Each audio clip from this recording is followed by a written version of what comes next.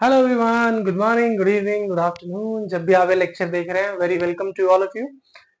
तो बेसिकली अभी optical instruments पढ़ रहे हैं हम, और हमने सिंपल माइक्रोस्कोप, कंपाउंड माइक्रोस्कोप पढ़ लिया है। तो अब हम चल रहे हैं टेलीस्कोप्स की तरफ। बेसिकली माइक्रोस्कोप्स का काम क्या था? किसी छोटे से ऑब्जेक्ट को बहुत मैग्नीफाई करके दिखाना, बड़ा करके दिखाना, ताकि उसकी एक बड़ी इमेज हमें दिख पाए। लेकिन एक्चुअली टेलीस्कोप्स क्या करते हैं?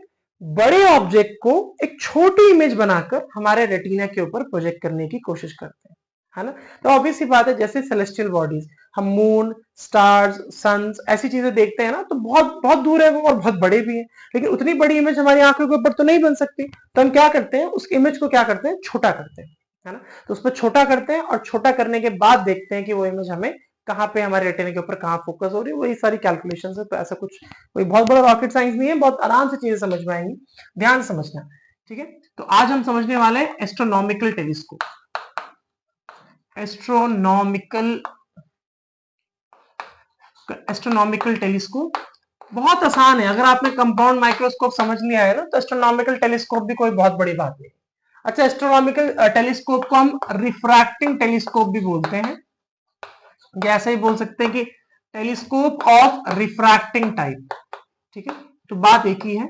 चाहे आप रिफ्रैक्टिव टेलीस्कोप बोलो, चाहे आप दिख रहा है ना, हाँ दिख रहा है, कोई दिक्कत नहीं है।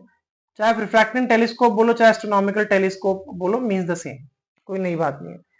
तो बस वही बात है कि अगर हमारा ऑब्जेक्ट कहीं बहुत दूर रखा है, तो ऑब्वियस सी बात है, लाइट रेज इन्फिनिटी से आ रही है, और इन्फिनिटी से बहुत सारी लाइट रेज आ रही है। तो हम ज्यादा से ज्यादा लाइट रेज को कैप्चर करने की कोशिश करते हैं, ताकि हमें क्लियरेस्ट इमेज मिल सके। तो उसके लिए हम क्या करेंगे? हम यहाँ पे एक बड़ा सा लेंस लगाएंगे। ठीक है, ये हमने एक बड़ा सा लेंस ले लिया। बड़े से लेंस का नाम, जो पहले लेंस पड़ता है उसको हमें पता है क्या बोलते हैं, उसको बोलते हैं ऑब्जेक्टिव लेंस। सिंपल सी बात है।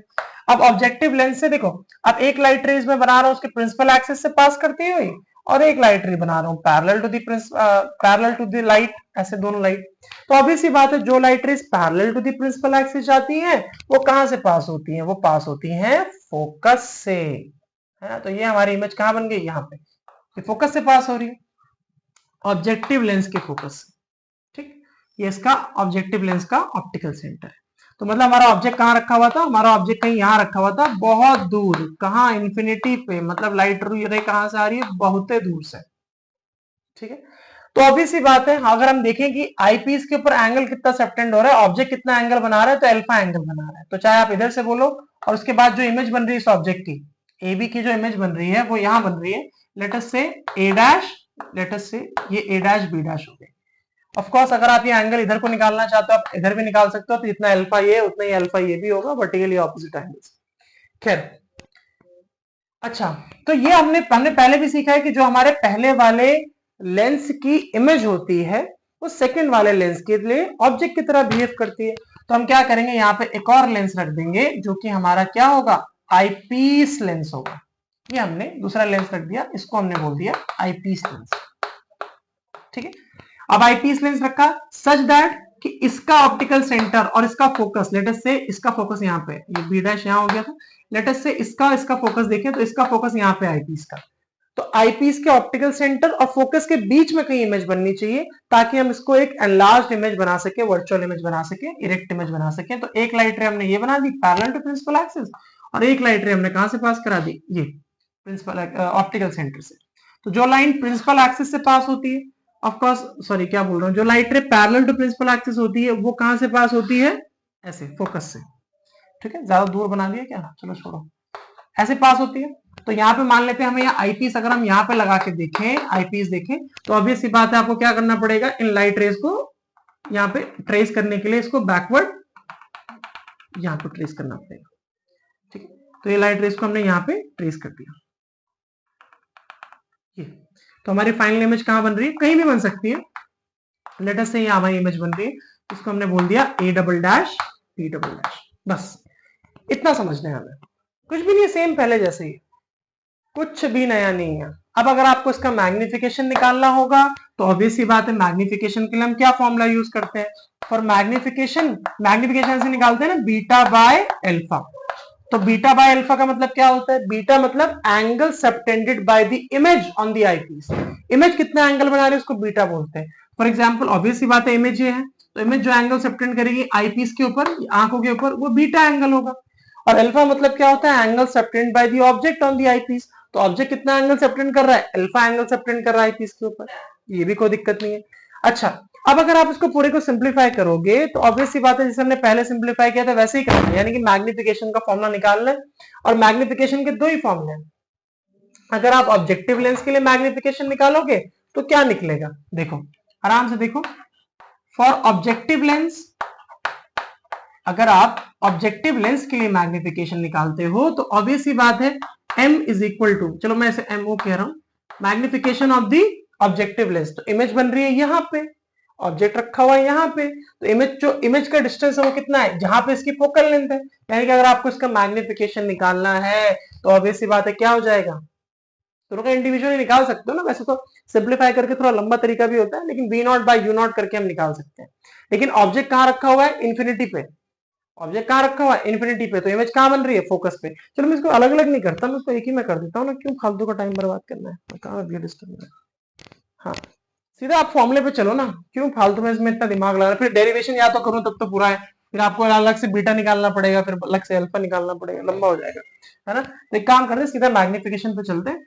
अच्छा, अगर इमेज कहां बन रही है, नियर पॉइंट पे बन रही है, तो अगर मैं ऐसे लिख दूं कि if image is at near point, तो अगर नियर पॉइंट पे इमेज बन रही है मतलब least distance of distinct vision पे, ये यहां से लेके यहां तक इमेज डिस्टेंस हमारा d है, तो उस केस में जो मैग्निफिकेशन होता है वो कैसे निकालते हैं, m is equal to minus F not by F E 1 plus F E by D. ठीक है, ये फॉर्मूला होता है हमारा मैग्निफिकेशन का टेलीस्कोप के लिए, minus F not by F E 1 plus F E by D. बोलो कोई दिक्कत, आई होप नॉट। ठीक है, तो यहाँ पे सब कुछ क्या है, एफ नॉट दिख ही रहा है आपको, यहां से लेके यहां तक का डिस्टेंस जहां इमेज बन रही है एफ नॉट है। ऑब्वियस सी बात है एफ ई क्या है, focal length of the eyepiece. चलो मैं इसको छड़ाता नहीं हूँ फालतू में, ये फिर डेरिवेशन का पार्ट है तो अब तो ठीक लगता है सुनने में, अदरवाइज अजीब है। अच्छा, तो ऑफ कोर्स डी है least distance of distinct vision जहां पे इमेज बन रही है, तो ये हो जाएगा। अच्छा, फिर यहीं पे अगर आपको लेंथ निकालना हो माइक्रोस्कोप की, अगर आपको लेंथ निकालना हो माइक्रोस्कोप की, तो लेंथ ऑफ टेलीस्कोप सॉरी, तो लेंथ ऑफ टेलीस्कोप अगर निकालना हो तो लेंथ ऑफ टेलीस्कोप कितना हो जाएगा, एफ नॉट, और यहां से यहां तक का डिस्टेंस क्या हुआ, यूई, है ना। टोटल यही तो हुआ, जहां पे एफ नॉट बन रहा है प्लस यूई, तो ये हो जाएगा एफ नॉट प्लस यूई। ये आपका फॉर्मूला हो जाएगा length of the microscope, telescope के लिए, सॉरी टेलीस्कोप के लिए एफ नॉट प्लस यूई। ये हमारा नियर पॉइंट के लिए है। लेकिन अगर यही चीज हम रिलैक्स्ड आई के लिए लगाना चाहेंगे तो, अगर यही चीज रिलैक्स्ड आई के लिए निकालना चाहेंगे तो कुछ नहीं होने वाला। रिलैक्स्ड आई में जो मैग्निफिकेशन हो जाता है वो हो जाता है minus F not by F E, बस। एफ माइनस नहीं भी लगाओगे चल जाएगा, कई बुक्स में आपको माइनस नहीं लगाया हुआ होता है, दैट्स फाइन। माइनस का मतलब तो खाली ये होता है कि ऑपोजिट डायरेक्शन में आ रहा है, लगा दो तो बहुत अच्छी बात है, नहीं तो कोई बात नहीं। इन्वर्टेड इमेज है ना, इसलिए माइनस लगाते हैं, तो minus F not by F E. एक बात, दूसरी बात, अगर यहाँ पे लेंथ निकालना होगा, लेंथ अगर निकालना है टेलीस्कोप का, तो अगर इस टेलीस्कोप का लेंथ निकालना है तो लेंथ के लिए फॉर्मूला क्या हो जाएगा, that will be equal to F naught plus F E. क्यों, क्योंकि रिलैक्स्ड आई में तो ये लाइट रेस क्या हो जाएंगी, पैरेलल हो जाएंगी। पैरेलल हो जाएंगी तो ऑब्वियस सी बात है जो इमेज है वो भी फोकस पे, ऑब्जेक्ट जो रखा है वो भी फोकस पे, तो यहाँ पे क्या हो जाएगा, ये पैरेलल हो जाएंगी, तो मतलब यूई की जगह क्या आ जाएगा, एफ ई आ जाएगा, इसलिए यहाँ पे एफ नॉट प्लस एफ ई। अरे रिलैक्स्ड आई ऐसा बना दोगे ना, वही अगेन एक क्यूट सा डायग्राम बना दो बस, ये है।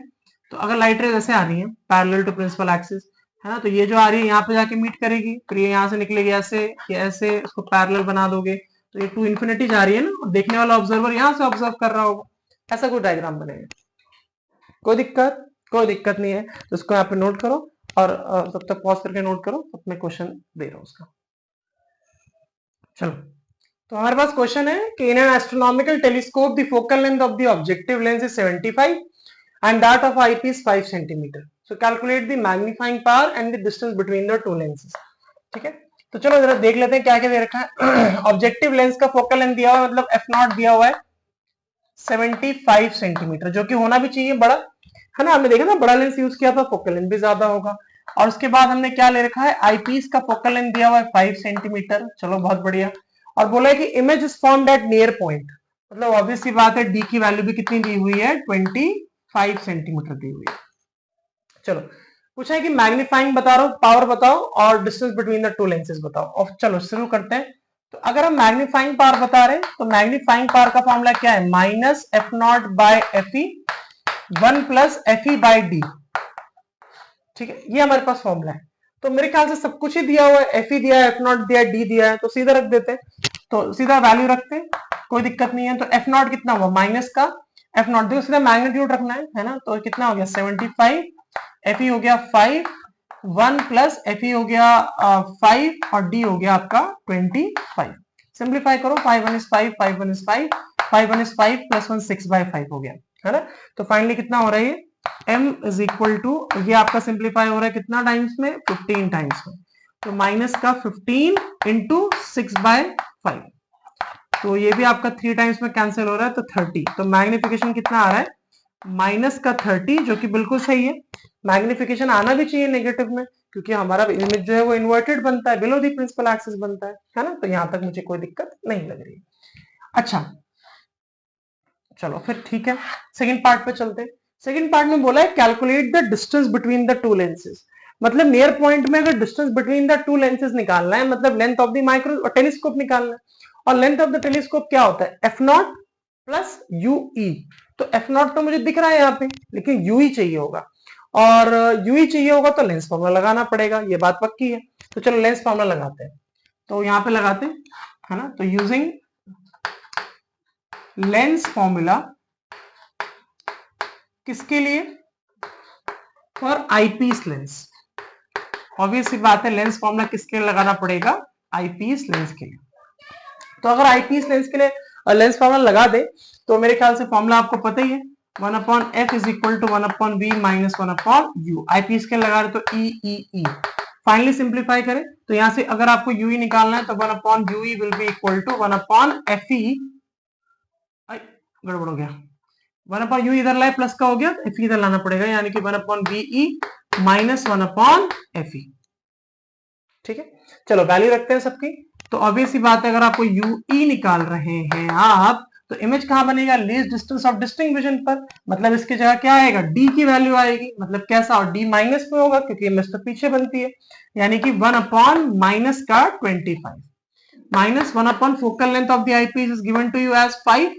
तो यहाँ पे कोई दिक्कत नहीं है, दोनों में से माइनस साइन कॉमन ले लो। तो जब माइनस साइन कॉमन ले लोगे तो क्या होगा, माइनस एलसीएम लो, 25 और 5 का एलसीएम हो गया 25 सॉरी 25 और 5 का एलसीएम हो गया 25, 25 1 इज 25 और 1 इंटू 1 इज 1।